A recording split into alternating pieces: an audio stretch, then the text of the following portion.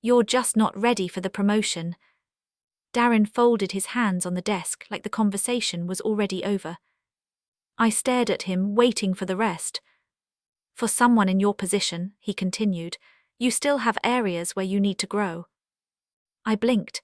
I've led the inventory migration, trained both of our new supervisors, and handled operations every time you've been out of the office. He nodded without looking uncomfortable. And you've done a great job with all of that. Then what exactly am I missing? He leaned back in his chair. It isn't one thing, it's just readiness. The answer landed with all the weight of an empty box. No examples. No measurable goals. Nothing I could actually improve. Just a vague sentence that erased 2 years of doing work far beyond my job title. I looked at him for another second, then smiled. Thanks for your time. He seemed almost surprised that I wasn't arguing. I picked up my keys, walked out of his office and never looked back. What Darren didn't know was that I already had another job waiting for me. I'd submitted my resignation the week before. And before the day was over, I was going to make one decision that would change everything. The drive home was quiet. Not because I wasn't angry.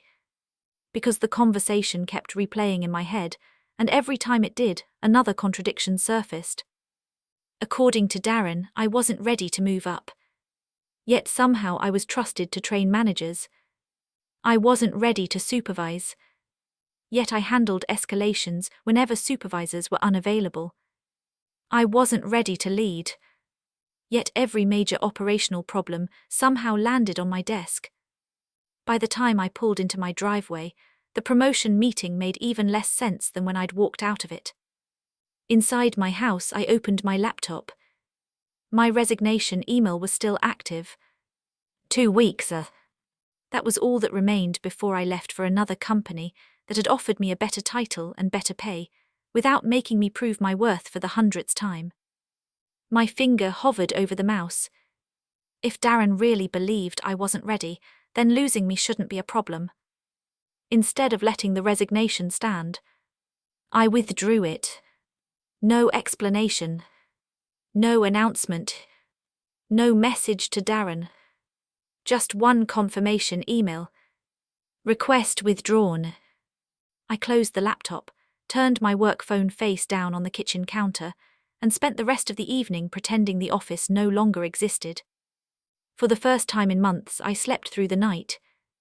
When I finally picked up my phone 2 mornings later, the screen froze for a second as notifications loaded. Missed call, missed call, missed call. Co-workers, supervisors, HR, my department director, even 2 executives whose numbers I'd never seen before. 91 missed calls, several voicemails, a dozen text messages asking me to call immediately. I hadn't quit. I hadn't disappeared. I'd simply stayed. So what could possibly have happened in just 48 hours that made everyone suddenly desperate for the employee they'd just told wasn't ready? I let the phone vibrate across the kitchen table. Again and again. The screen lit up with another incoming call from work. This time it was Melissa from payroll. I watched it ring until it stopped. A second later, another call came in. I still didn't answer. Instead, I sat there wondering how a company that had just decided I wasn't ready had suddenly become so desperate to reach me. My mind drifted back over the previous few months. There had been warning signs. I just hadn't wanted to believe them. Whenever a major problem hit the department, Darren always came to my desk first. Jenny, can you take care of this? Sure. By the end of the day, the issue would be solved. The next morning, he'd stop by with a smile. Great work, I knew I could count on you. Every compliment sounded sincere. Until I asked about moving up. Can we talk about the senior operations position? I'd asked one afternoon. Absolutely, Darren replied. Just give it a little more time. Is there anything specific I should improve? He smiled politely. You're on the right track, just keep doing what you're doing. The conversation ended exactly where it started. No goals. No timelines. Nothing in writing. Meanwhile, new employees constantly stopped by my desk. How do I process this? Can you show me the reporting system? I was told you built this workflow. I walked them through everything because someone had to. Even the 2 supervisors Darren hired had spent weeks shadowing me before taking over their teams. Everyone assumed management appreciated what I was doing. I assumed the same. Then little details began piling up. During department meetings, Darren presented efficiency improvements I'd designed without mentioning my name. When I asked about documenting the systems I'd created, he postponed the discussion. When HR wanted to schedule career development meetings, they were mysteriously delayed. Each time, Darren gave the same explanation. We can't afford to lose experienced people right now. At first, I took that as a compliment. Looking back, it sounded more like a warning. Eventually, another company contacted me. They interviewed me twice, reviewed my experience, and offered me a higher position without hesitation. For the first time, someone valued my work, instead of promising they eventually would. That's why I submitted my resignation. I genuinely believed leaving was the only way my career could move forward. But after Darren looked me in the eye and claimed I wasn't ready for a promotion, while admitting I handled the department's hardest work, something stopped making sense. So instead of handing him an easy solution, I quietly withdrew my notice. If his explanation was true, nothing should change. My phone buzzed again. This time I answered. Jenny, Melissa's voice was shaky. There was a pause before she whispered, Jenny, something's gone horribly wrong. What do you mean? I asked. You really need to come in, Melissa said. HR wants to see you, so does the operations director. I'm not scheduled today. I know. Her voice dropped even lower. Please just to come. The call ended before I could ask anything else. An hour later, I walked through the front doors of the office. The atmosphere felt completely different. People were standing in small groups instead of working. Phones rang unanswered. Someone hurried past carrying a stack of folders, while another employee argued across the hallway. I thought Jenny handled that. No, Darren said someone else would. Well, where is the file? Heads turned as I walked by. Co-workers who usually offered nothing more than a quick wave now rushed toward me. Jenny, do you know where the vendor escalation tracker is? Can you access the shipment dashboard? We can't find the reporting templates. I answered a few questions instinctively before stopping myself. Something wasn't adding up. Those weren't random documents. They were systems I'd built over the years because no one else had. As I reached the conference room, Darren stepped out. There you are, he said, forcing a smile. You've caused quite a bit of confusion by changing your plans. I frowned. I changed my plans. You withdrew your notice without discussing it. People started making assumptions. Before I could respond, the HR manager opened the door. Jenny, we're ready for you. Inside, the operations director and 2 senior executives were already seated. One executive slid a notebook across the table. We're trying to understand how the department functions, she said. Could you explain how daily operational reporting is generated? I answered. It's automated through a workflow I built 3 years ago. She looked toward Darren. And where is that process documented? Darren hesitated. We haven't formally documented it yet. The executive asked another question. How are emergency supplier issues assigned? I created a routing system, I replied. It sends them based on priority. Another glance toward Darren. Who maintains it? I do. The questions kept coming. Inventory forecasting. Compliance tracking. Exception reporting. Vendor escalation. Every answer led back to the same place. I built it. I maintain it. I requested documentation several times. The HR manager opened a folder. We found those requests. She placed several printed forms on the table. All denied. The room fell silent. One executive slowly looked at Darren. You denied every request to document critical operational systems. Darren shifted in his chair. We were busy, it wasn't the right time. HR flipped to another page. There are also repeated requests from Jenny asking for formal ownership of these processes and cross-training for additional staff. They weren't priorities, Darren replied quickly. The operations director frowned. So the department's most critical systems remained dependent on one employee by management's decision. No one answered. Finally, the senior executive closed her notebook. Effective immediately, she said. Freeze every promotion and management decision in this department until we know what's really been happening. The room went completely still. The investigation began the next morning. HR converted a vacant conference room into a temporary interview space, and employees were called in one by one. The usual buzz of the office was replaced with quiet conversations and closed doors. Every hour, someone walked in looking nervous and walked out looking relieved or stunned. No one knew exactly what everyone else was saying. But the atmosphere made one thing clear. This wasn't going away.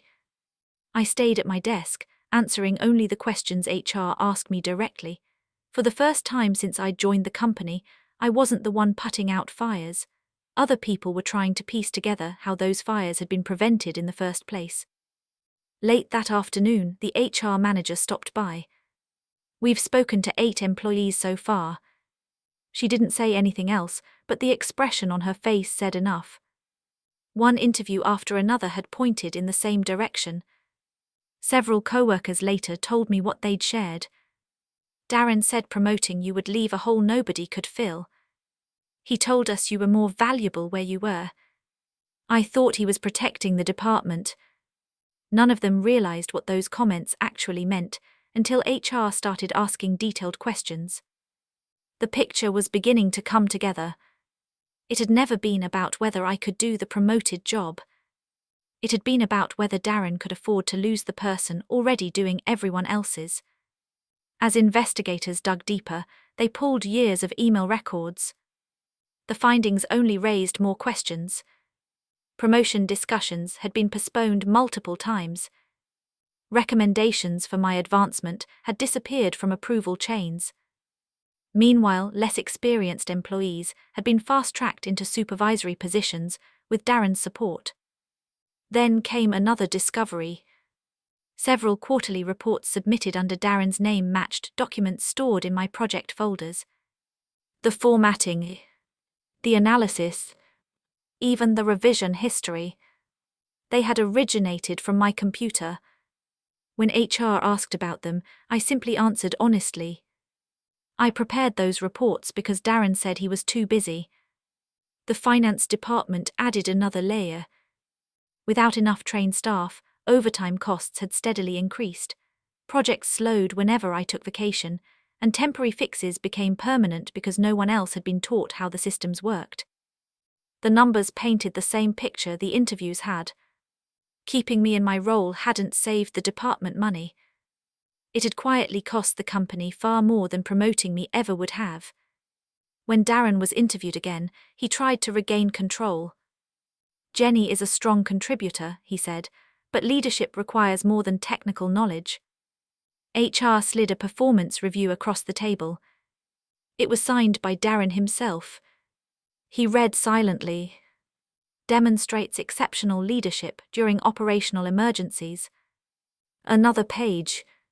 Frequently mentors supervisors and coordinates cross-functional teams. Then another. Acts as the department's primary resource when management is unavailable. The room was silent. Every evaluation praised the very qualities he was now claiming I lacked.